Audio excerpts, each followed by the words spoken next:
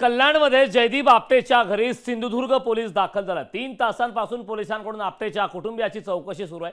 शिवरायांच्या पुतळ्याबाबत पोलिसांकडून सखोल चौकशी सुरू आहे। पुतळा बनवलेल्या कारखान्यातही पोलिसांकडून सखोल चौकशी सुरू आहे। दरम्यान याबाबतचा आढावा घेतलाय आमचे प्रतिनिधी अशोक कांबळे यांनी। पाहूया।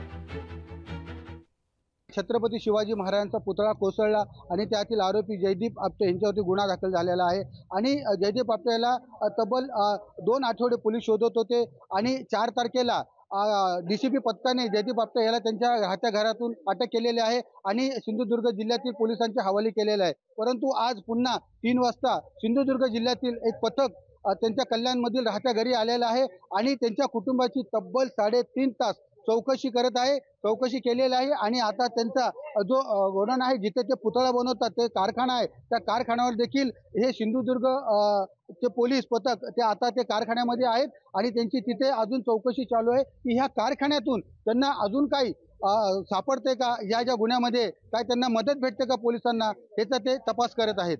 अशोक कांबळे, लोकशाही, कल्याण। लोकशाही मराठी ऐका, पहा, जागरूक रहा।